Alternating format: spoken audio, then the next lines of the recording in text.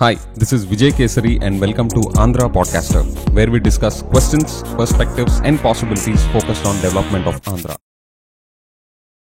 Friends, Lokesh గారు TDP అలయన్స్ని గెలిపిస్తే 20 lakh జాబ్స్ని promise చేస్తున్నారు. దాని మీద నాకు 3 questions ఉన్నాయి. అదేంటంటే ఫస్ట్ది, వై ఓన్లీ 20 lakhs? 10 lakhs ఎందుకు కాదు, 40 lakhs ఎందుకు కాదు? అంటే I'm interested to know about వాళ్ళు ఆ 20 lakhs నెంబర్కి ఎలా అరైవ్ అయ్యారు అని చెప్పి. అండ్ సెకండ్ది, what is the average salary package? ఈ 20 lakh జాబ్స్లో జనాలకు వచ్చే యావరేజ్ శాలరీ ప్యాకేజ్ ఎంత? 5,000, 3,000, 10,000, 20,000, 40,000? What is the average salary package? And థర్డ్ది, ఈ 20 lakh జాబ్స్ని క్రియేట్ చేయడానికి సోర్సెస్ ఏంటి? అంటే మీరు ఎలాంటి సోర్సెస్ని ద్వారా, అంటే లెట్స్ సే ఒక 20 లార్జ్ స్కేల్ కంపెనీస్, ఒక 50 మీడియం సైజ్ కంపెనీస్, ఇలాగా or whatever classifications that you have worked out, ఎలాంటి సోర్సెస్, ఎలాంటి సెక్టర్స్ నుంచి ఈ జాబ్స్ని జనరేట్ చేయబోతున్నారు? What are the sources for these 20 lakh job creation opportunities అనేది మీరు కూడా డిస్క్లోజ్ చేయాలనేది నా థర్డ్ క్వశ్చన్.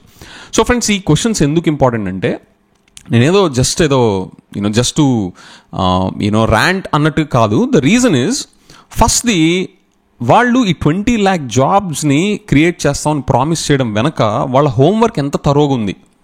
జనాలకి ఇలాంటి ఎక్స్పెక్టేషన్ ఒకటి క్రియేట్ చేస్తున్నారు అంటే వాళ్ళ బ్యాక్ ఎండ్లో ఎంత డీప్గా హోంవర్క్ చేశారు అనేది తెలుసుకోవాలని నాకు ఉంది. And second, this also brings in accountability, అంటే జవాబుదారీతనం. ర్యాండమ్గా 20 lakh జాబ్స్ అంటే అందులో ఎన్ని ఫేక్ ఉంటాయో, ఎన్ని ఎంఎస్ఎంఈ ఫేక్ రిజిస్ట్రేషన్ ఉంటాయో ఎవరికి తెలియదు. కానీ నేను ప్లేస్ చేసిన ఈ 3 questions ద్వారా వాళ్ళు డీటెయిల్డ్గా మెన్షన్ చేస్తే during the course of the time జనాలు మానిటర్ చేయడానికి చాలా ఈజీగా ఉంటుంది. Okay, and therefore to bring in accountability, this is for the public good. And friends, ఇదేమీ కూడా నేను ఏదో ఇంపాసిబుల్ థింగ్ అడగట్లేదు. ఎందుకు అంటే ఇది చాలా చాలా ఈజీ ఈ 3 questions ఆన్సర్స్ ప్రొడ్యూస్ చేయడం. ఎందుకు అంటే ఈ 20 lakhs అనే నెంబరు జస్ట్ గాల్లోంచి ఒకటి క్రియేట్ చేశారు. ఓకే, దీని వెనక ఒక గ్రౌండ్ లెవెల్లో రీసెర్చ్ టీమ్ ఉంటుంది.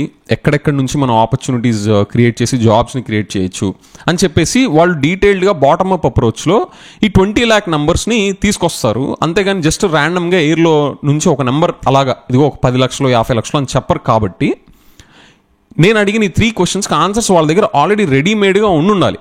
ఓకే, సో దేర్ ఫోర్ ఈ 20 lakh జాబ్స్ని ప్రొడ్యూస్ చేయడానికి బ్యాక్ ఎండ్లో ఎక్కడి నుంచి ప్రొడ్యూస్ అవుతాయి, ఎందుకని 20 lakhs మనకి వర్కౌట్ అవుతుంది క్రియేట్ చేయడం, అండ్ ఎంతెంత ఉంటాయి వాటికి యావరేజ్ శాలరీ ప్యాకేజ్ అని క్రియేట్ చేయడం is dead easy for them, because దానికి సంబంధించిన హోంవర్క్ ఆల్రెడీ రెడీగా ఉండాలి.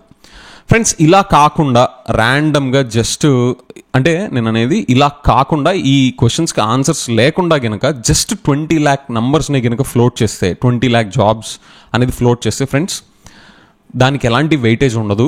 That will be just like throwing up a random number from the air.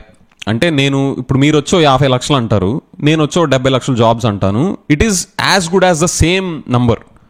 అలా కాకుండా లేదు, TDP gave a serious thought to this 20 lakh jobs అనేది జనాలకి కన్వే అవ్వాలి అంటే ఈ 3 questions ఆ 20 lakh జాబ్స్ వెనక, ఆ ప్రామిస్ వెనక ఉన్న రీజనింగ్ని ఎక్స్ప్లెయిన్ చేయాలి.